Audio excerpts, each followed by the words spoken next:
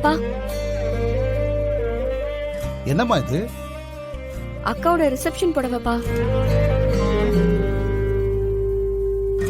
அக்கா, ரிசப்ஷன் புடவை எடுத்துட்டு வந்திருக்கேன், வந்து பாரு.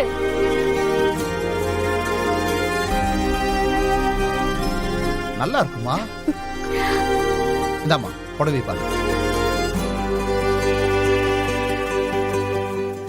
ஏமா புடவை நல்லா இருக்கு. எவ்வளவுமா ஆச்சு? 8000 ரூபாய்ப்பா.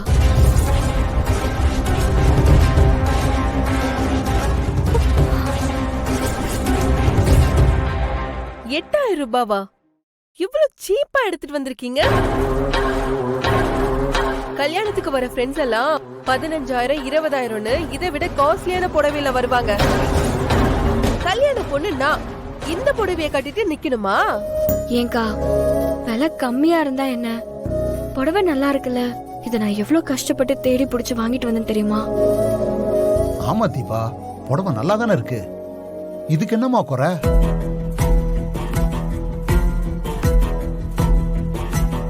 அம்மா, கல்யாண வேலையெல்லாம் நீயே பாத்துக்கிட்டு இருக்க. என்கிட்ட ஒரு வார்த்தை சொன்னா நானும் சேர்ந்து பாப்பேன்ல. பரவாயில்லப்பா, நான் பாத்துக்கிறேன். இந்தா, இத பாரு.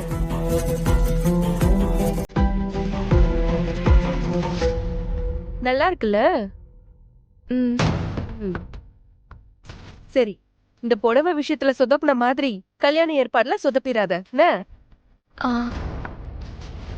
இந்த வீடியோல இருக்கிற கல்யாணத்துக்கு பேரு தான் டீம் வெட்டிங்.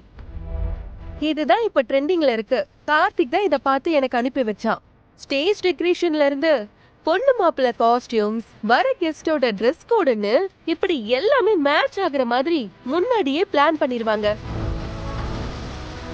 நம்மளும் இந்த மாதிரி கிராண்டா பண்ணணும். என்ன அக்கா, நம்ம பட்ஜெட்டுக்கு இரு, நான் இன்னும் முழுசா சொல்லியே முடிக்கல, அதுக்குள்ள வந்துட்ட. சரி சொல்லு.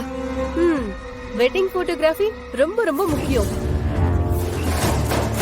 அப்புறம் pre wedding photo shoot, candid photography, photo booth, டிஜேன்னு வர எல்லாரும் சும்மா மிரண்டு போற மாதிரி வித்தியாசமா பண்ணணும்.